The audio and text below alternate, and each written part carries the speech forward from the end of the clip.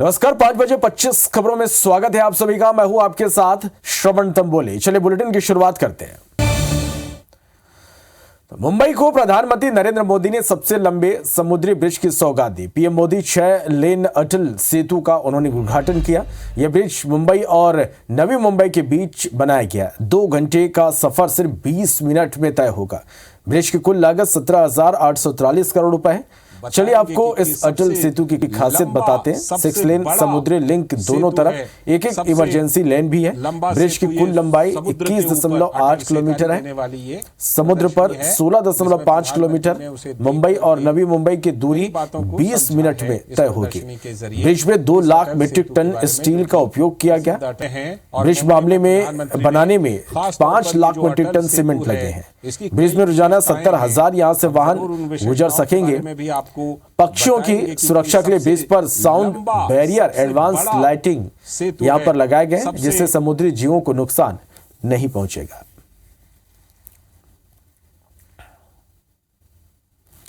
तो 2 घंटे का सफर अब 20 मिनट में तय होगा।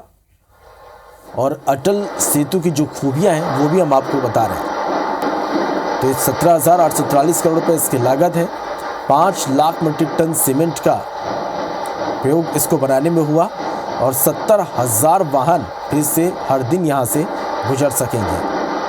पक्षियों की सुरक्षा का भी ख्याल रखा गया है। ब्रिज पर साउंड बैरियर इसमें बनाया गया है, एडवांस लाइटिंग, जिससे समुद्री जीवों को नुकसान नहीं होगा। तो 6 लेन समुद्री लिंक, दोनों तरफ एक एक इमरजेंसी लेन भी इसमें बनाई गई है और इसकी कुल लंबाई 21.8 किलोमीटर है।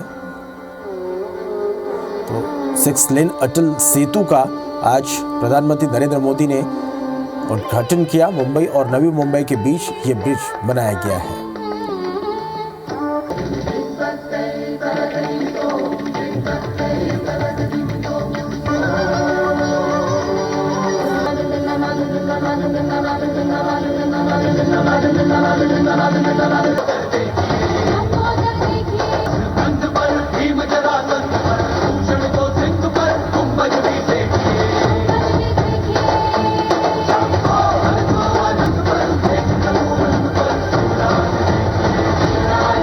मुंबई और नवी मुंबई के बीच ये ब्रिज बनाया गया है, जिसका आज उद्घाटन प्रधानमंत्री ने किया। 2 घंटे का सफर अब 20 मिनट में तय होगा। 17,843 करोड़ रुपए की लागत से इस ब्रिज को बनाया गया है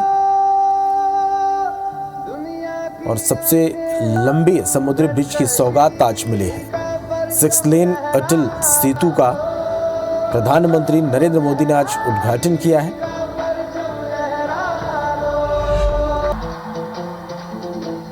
तो क्या है अटल सेतु की खूबियां, ये भी हम आपको बता रहे हैं। पक्षियों की सुरक्षा से लेकर तमाम यहां पर पुख्ता इंतजाम सुरक्षा के किए गए हैं। एडवांस लाइटिंग, समुद्री जीवों को नुकसान इससे नहीं पहुंचेंगे।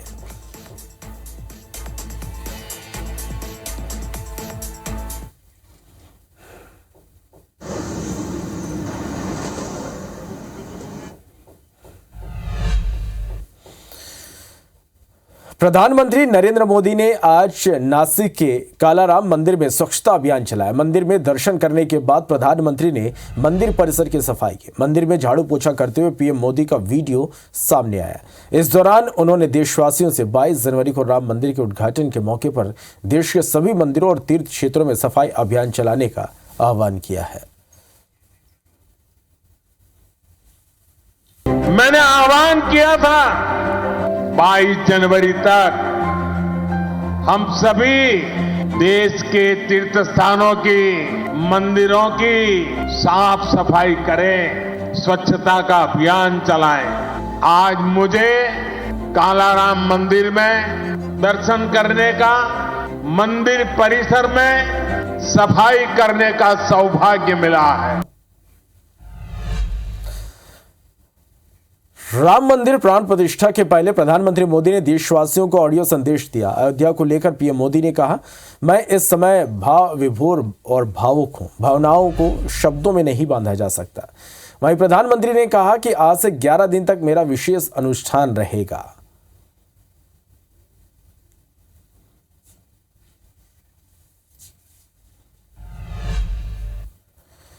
रायपुर में कांग्रेस चुनाव समिति की बैठक हुई। पीसीसी प्रभारी सचिन पायलट ने बैठक ली। लोकसभा चुनाव की रणनीति पर चर्चा हुई। पीसीसी चीफ दीपक बैज, नेता प्रतिपक्ष चरण दास मंत मौजूद रहे। कई पूर्व मंत्री भी इस मीटिंग में शामिल हुए। तो जो रिपोर्ट कार्ड है, मैं तो हमेशा चुनौती देता हूं कि भाजपा को चुनाव लड़ना है तो परफॉर्मेंस पर, गवर्नेंस पर, रिपोर्ट कार्ड पर चुनाव लड़े और जनता निर्णय करे। लेकिन ध्यान भटकाकर जज्बाती मुद्दे, भावनात्मक मुद्दों को आप प्राथमिकता देंगे और लोग भाव में बह के वोट डाल देंगे, ऐसा इस बार होने वाला नहीं। कांग्रेस प्रभारी सचिन पायलट ने बीजेपी को चुनौती दी है। सचिन पायलट ने कहा कि बीजेपी रिपोर्ट कार्ड पर चुनाव लड़कर दिखाए। बीजेपी भावनात्मक मुद्दे को सामने न लाए, उसके बाद देखते हैं जनता किसे जनादेश देगी। तो लोकसभा चुनाव में टिकट को लेकर सचिन पायलट ने कहा कि मेरी इच्छा है युवाओं को ज्यादा अवसर मिले। वरिष्ठ नेताओं की सहमति से टिकट देंगे। नेताओं की इच्छा शक्ति और कार्यकर्ताओं के उत्साह से जीत होगी।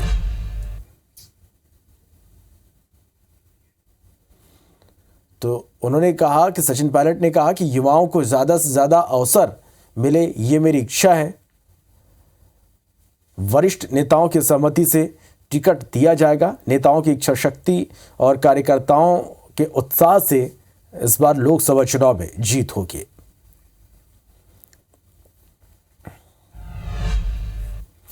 छत्तीसगढ़ कांग्रेस प्रभारी सचिन पायलट के लोकसभा चुनाव में छत्तीसगढ़ में इतिहास बदलने की बात पर भाजपा विधायक धर्मलाल कौशिक का पलटवार उन्होंने किया। उन्होंने कहा, लोकसभा चुनाव में राजस्थान में कांग्रेस का खाता नहीं खुला। सचिन पायलट छत्तीसगढ़ में क्या सीट जिता पाएंगे? कांग्रेस में प्रत्याशी चयन को लेकर संकट की स्थिति है।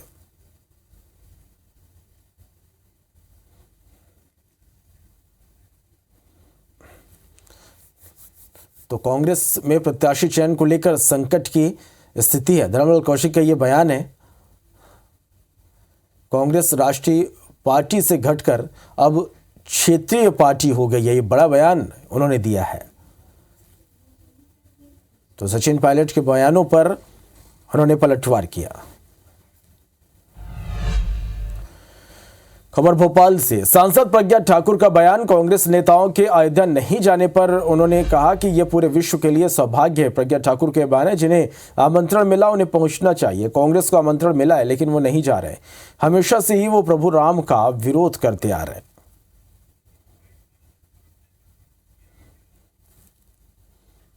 इन सुअवसर में जो लोग पहुंचते हैं, प्रत्यक्ष सशरीर पहुंचते हैं, उनका तो बड़ा भाग्य होता है। परंतु जिनको आमंत्रण मिला है उनको तो सशरीर भी पहुंचना चाहिए। जब उन्होंने घोषणा कर दी कि हम नहीं पहुंचेंगे तो कोई बड़ी बात नहीं है, क्योंकि ऐसे कांग्रेसियों ने सदैव से प्रभु राम जी के अस्तित्व को नकारा है।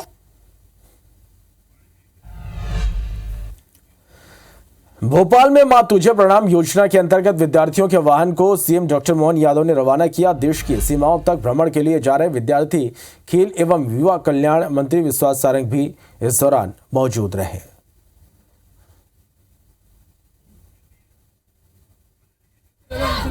तो देश की सीमाओं तक भ्रमण के लिए विद्यार्थी जा रहे हैं और इस बस को हरी झंडी आज दिखाई गई। विद्यार्थियों के वाहन को सीएम ने हरी झंडी दिखाई। तस्वीरें आप देख रहे हैं। वाहन को हरी झंडी दिखाकर रवाना किया गया। देश की सीमाओं तक भ्रमण के लिए विद्यार्थी यहां से रवाना हुए।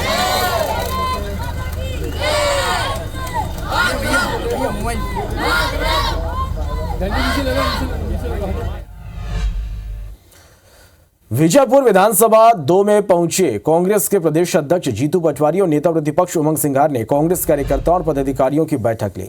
मीडिया से चर्चा के दौरान जीतू पटवारी ने कहा, राम मंदिर दर्शन के निमंत्रण को अस्वीकार करने को लेकर उन्होंने कहा कि राम मंदिर का कार्य पूर्ण हो जाएगा और प्राण प्रतिष्ठा पूरी हो जाएगी। उसके बाद कम से कम 1 लाख कांग्रेस का कार्यकर्ता अयोध्या में राम मंदिर के दर्शन के लिए जाएंगे।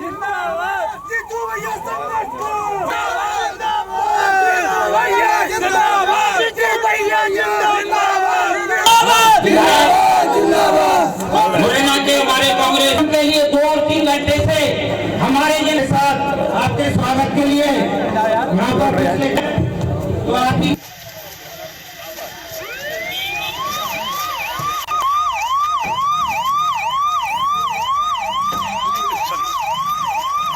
तो राम मंदिर दर्शन पर जीतू पटवारी का यह बयान है। उन्होंने कहा प्राण प्रतिष्ठा के बाद 1 लाख कार्यकर्ता अयोध्या जाएंगे, लाखों कांग्रेसी भगवान राम के दर्शन करेंगे, लेकिन जब राम मंदिर पूरी तरह से बन जाए, प्राण प्रतिष्ठा हो जाए, उसके बाद फिर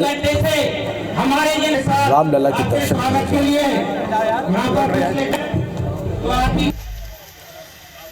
भोपाल के सुभाष एक्सीलेंस स्कूल में आयोजित राज्य स्तरीय युवा दिवस के मौके पर सूर्य नमस्कार करने सीएम डॉक्टर मोहन यादव सहित मंत्री भी पहुंचे। सीएम ने युवा दिवस की शुभकामनाएं देते हुए सभी से योग करने की अपील की। स्कूल ग्राउंड में बड़ी संख्या में मौजूद छात्रों के साथ ही सीएम और मंत्रियों ने भी सूर्य नमस्कार किया। सीएम डॉक्टर मोहन यादव ने कहा, स्वामी विवेकानंद का जीवन प्रेरणा देने वाला है।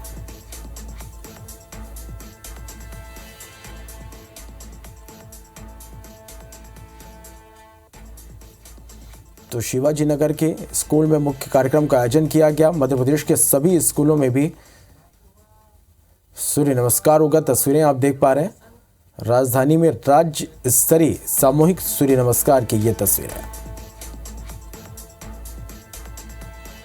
तो आज सामूहिक सूर्य नमस्कार का आयोजन किया गया युवा दिवस के मौके पर, और इस कार्यक्रम में सीएम डॉक्टर मोहन यादव भी शामिल हुए। तो स्वामी विवेकानंद की जयंती पर यह आयोजन, युवा दिवस पर सूर्य नमस्कार का आयोजन किया गया। बड़ी संख्या में लोग भी इसमें शामिल हुए। शिवाजी नगर के सुभाष विद्यालय में मुख्य कार्यक्रम का आयोजन हुआ, जिसमें सीएम भी शामिल हुए।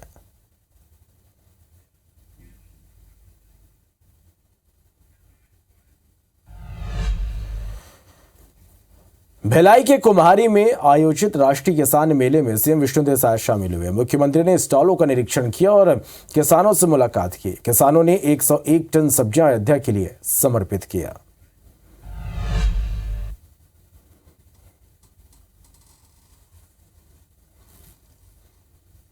तो सीएम साय ने आज भिलाई में किसानों से मुलाकात की है और यहाँ जो स्टॉल लगाए गए हैं उन सभी स्टॉलों का सीएम ने निरीक्षण भी किया।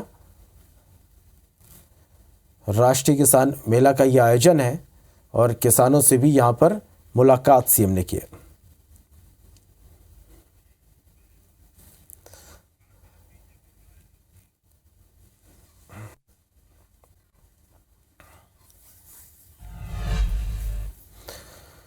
छत्तीसगढ़ में भाजपा ने लोकसभा की सभी 11 सीटों पर जीत की रणनीति पर काम करना शुरू कर दिया है। भाजपा ने पिछले दिनों हर लोकसभा में एक ज्वाइनिंग कमेटी गठित की है। यह कमेटी विभिन्न राजनीतिक दलों के ऐसे जनाधार वाले नेताओं को पार्टी से जोड़ेगी जिन्होंने चुनाव में भाजपा के अधिकृत प्रत्याशियों को चुनौती दी थी। ज्वाइनिंग कमेटी के सदस्यों को ऐसे नेताओं की सूची बनाकर उन्हें साधने की जिम्मेदारी दी गई।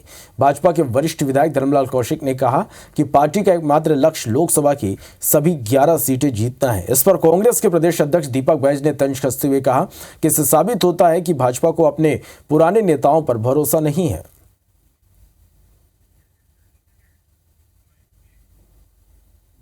और इस बार हमारा ये लक्ष्य है कि 11 के 11 लोकसभा सीट हम जीते छत्तीसगढ़ से, और मोदी जी को हम 11 सांसद सौंपे, जिससे सरकार बनाने में छत्तीसगढ़ की एक महत्वपूर्ण भूमिका रहे। बहुत सारे लोग पार्टी में आना चाहते हैं, बहुत सारे लोग जो पार्टी से पिछले समय इसके पहले वाले में जो इधर उधर हुए थे, ऐसे लोग जो पार्टी में ज्वाइन करना चाहते हैं, ऐसे लोगों का ज्वाइन कराना है। कुछ अधिकारी हैं, कुछ और भी लोग हैं। और केंद्र में बैठी नरेंद्र मोदी की सरकार पूरी तरह से डरी हुई है लोकसभा चुनाव को लेते हुए, तो इस तरह से प्रोपेगेंडा अपना रही है। नंबर 1। नंबर 2, नेता और कार्यकर्ताओं को उन पर अभी भरोसा नहीं है, इसलिए वो दूसरे दलों से लाने के लिए, जोड़ने के लिए, ज्वाइनिंग कराने के लिए वो ये टीम बनाई है, ताकि अपने लोगों के ऊपर उनको भरोसा नहीं है। रायगढ़ के नगर पंचायत किरोड़ीमल नगर में अध्यक्ष और उपाध्यक्ष के खिलाफ अविश्वास प्रस्ताव बहुमत के साथ पारित हो गया। अविश्वास प्रस्ताव के पक्ष में 2/3 यानी 15 में से 10 वोट पड़े। कांग्रेस के 5 पार्षदों ने क्रॉस वोटिंग कर भाजपा का समर्थन किया। इसके बाद नगर पंचायत अध्यक्ष हरिकिशोर चंद्रा और उपाध्यक्ष मनीष शर्मा को हटा दिया गया। इंदौर के A+ ने ग्रेड देवी अहिल्या विश्वविद्यालय में व्यवस्थाएं पटरी से उतारी जा रही है। स्थिति यह है कि DAVV में अंक सूची खत्म हो गई है। रिजल्ट घोषित होने के बावजूद करीब 1.5 लाख छात्रों को अभी तक अंक सूची नहीं मिल पाई है। DAVV में करीब 15 दिन पहले ही मार्कशीट खत्म हो गई है। अब नए टेंडर यहां पर किए गए और अनुमान है कि हालात सामान्य होने में 1 महीने लग जाएंगे।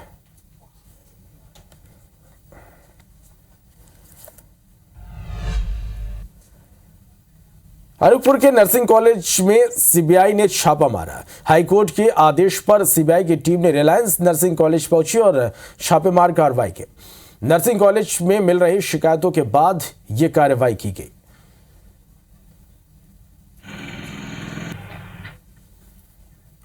सतना में सीवर लाइन में फंसे मजदूरों को आखिरकार नहीं बचाया जा सका। मिट्टी में धंसे मजदूर को 6 घंटे बाद एसडीआरएफ और नगर निगम की टीम ने गड्ढे से बाहर निकाला। तब तक उनकी मौत हो चुकी थी। पूरे मामले में नगर निगम और सीवर लाइन बनाने वाली कंपनी की लापरवाही मानी जा रही है। घटना सतना के कोलगवा के मारुति नगर की है। शाम करीब 6 बजे मजदूर 22 फीट गहरे गड्ढे में पाइपलाइन जोड़ने का काम कर रहे थे, तभी मजदूर के ऊपर मिट्टी धंस गई। सूचना पर नगर निगम रेस्क्यू में जुटी है। नमी ज्यादा होने की वजह से बार बार मिट्टी धंस रही थी, लिहाजा रेस्क्यू में भारी परेशानी का सामना करना पड़ा। श्योपुर में महिला के हौसले के आगे 5 हथियारबंद बदमाश पस्त हो गए। महिला को घर में अकेली पाकर 5 हथियारबंद बदमाश घर में घुसे। महिला के साथ मारपीट की लूटपाट की कोशिश की गई। महिला ने बदमाशों का डटकर मुकाबला किया। साथ ही महिला जोर जोर से चिल्लाने लगी। महिला की आवाज सुनकर आसपास के ग्रामीण मौके पर पहुंचे। ग्रामीणों को आता देख 5 बदमाश मौके से फरार हो गए। हालांकि ग्रामीण काफी दूर तक बदमाशों का पीछा किया, लेकिन वो फरार हो गए। पुलिस ने केस दर्ज कर लिया है। आरोपियों की तलाश शुरू कर दी गई है। गौरेला में वन विभाग के एसडीओ पर वन रक्षक से दुर्व्यवहार और जातिगत गाली गलौज का आरोप लगा। मामले में छत्तीसगढ़ कर्मचारी संघ ने मोर्चा खोल दिया है। डीएफओ मरवाही को ज्ञापन सौंपकर एसडीओ आर.के. सिदार पर कार्रवाई की मांग की गई है।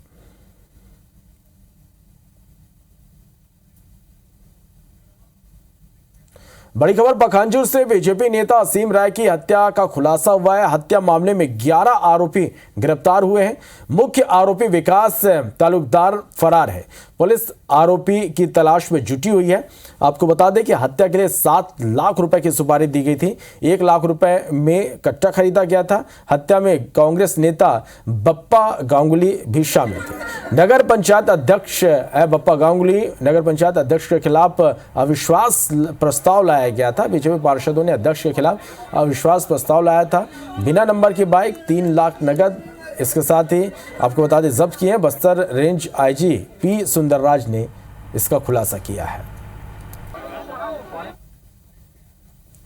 जबलपुर में खेती को फायदे का सौदा बनाने के लिए कृषि विभाग नवाचार करने जा रहा है। जिले में पहुंची बार राजमा की खेती कराई जा रही है। कृषि विभाग के अधिकारियों ने शाहपुरा के सुरई गांव के किसान अरुण गोटिया ने खेत में राजमे की बुआई कराई है। कृषि उप संचालक रवि उम्रवंशी ने बताया कि अभी जबलपुर के किसान ज्यादातर गेहूं और धान की फसल लगाते हैं। इससे जमीन में एक ही तरह का फर्टिलाइजर रहता है और उनकी ज़मीन उर्वरक क्षमता उनकी कम हो जाती है। इसलिए अब नई तकनीक के साथ राजमा की फसल लगाने की प्रक्रिया के लिए ज़िले में इसके लिए की जा रही है। यदि यह प्रक्रिया सफल हुई तो निश्चित तौर पर किसानों को फायदा होगा। कवर्धा में धान खरीदी केंद्र प्रभारी का रिश्वत लेते हुए वीडियो वायरल हुआ है। खराब धान खपाने के लिए 8,000 रुपए का आरोप है। किसान ने वीडियो बनाकर इस वीडियो को वायरल कर दिया। IBC 24 इस वायरल वीडियो की पुष्टि नहीं करता।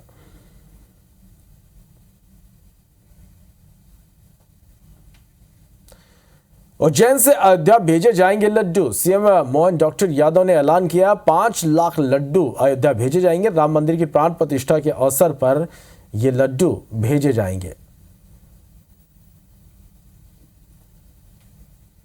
देश कैसे पीछे रह सकता है जब दोबारा मंदिर का निर्माण हो रहा है। तो हम 5 लाख लड्डू भेजने वाले बाबा महाकाल से नगरी से, बाबा महाकाल का प्रसाद विक्रमादित्य की नगरी से।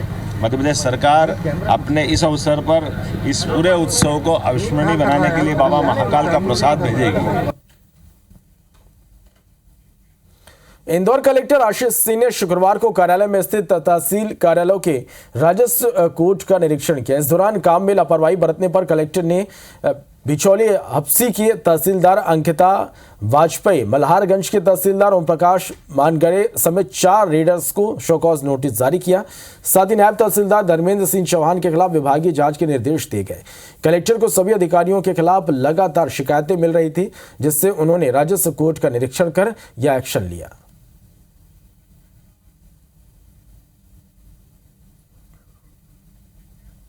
मध्य प्रदेश में फिलहाल कोहरे से राहत नहीं मिलेगी। मकर संक्रांति तक कोहरे का दौर जारी रहेगा। प्रदेश में ठंड के फिर से बढ़ने के आसार हैं। वेस्टर्न डिस्टर्बेंस के चलते एक बार फिर से मौसम में बदलाव होगा।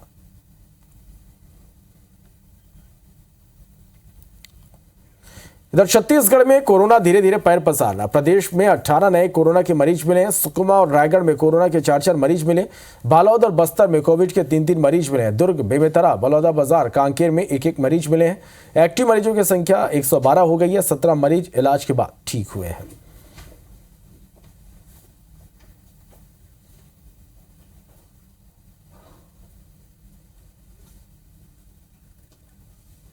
तो आपको बता दें कि छत्तीसगढ़ में एक बार फिर से कोरोना के मामले तेजी से बढ़ रहे हैं।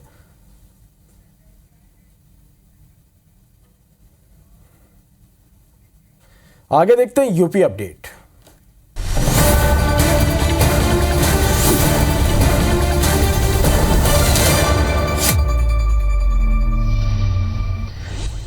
प्रधानमंत्री नरेंद्र मोदी ने अयोध्या में राम मंदिर की प्राण प्रतिष्ठा से पहले शुक्रवार को ऑडियो मैसेज दिया। इसमें उन्होंने बताया कि वे आज से 11 दिन का विशेष अनुष्ठान शुरू कर रहे हैं। पीएम मोदी ने इसकी शुरुआत नासिक में जलाभिषेक से की। पीएम मोदी ने कहा, मैं भावना को शब्दों में बांध नहीं पा रहा हूं। कई पीढ़ियों का सपना साकार हो रहा है। 11 दिन बाद यानी 22 जनवरी को अयोध्या में रामलला की प्राण प्रतिष्ठा होगी।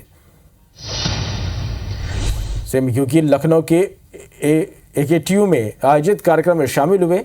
उन्होंने कहा, एक पर्यटक अगर उत्तर प्रदेश में आकर अगर 5,000 भी खर्च करता है तो वो सोच कर देखिए उत्तर प्रदेश में कितना पैसा आएगा। यूपी के युवाओं को आने वाले समय में नौकरी के लिए बाहर नहीं जाना पड़ेगा। यूपी के अंदर ही इतने अवसर होंगे।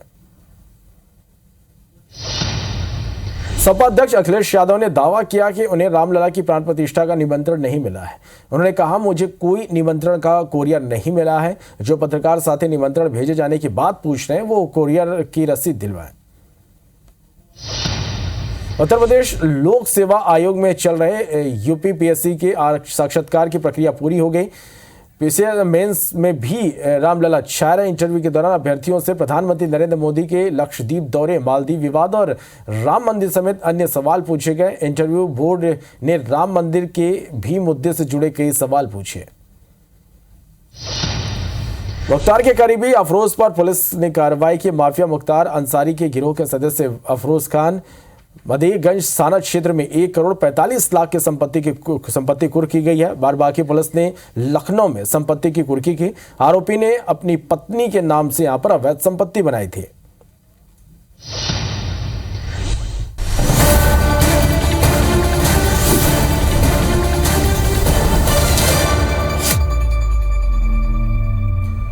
तो इसी के साथ फिलहाल इस बुलेटिन में इतना ही। नमस्कार।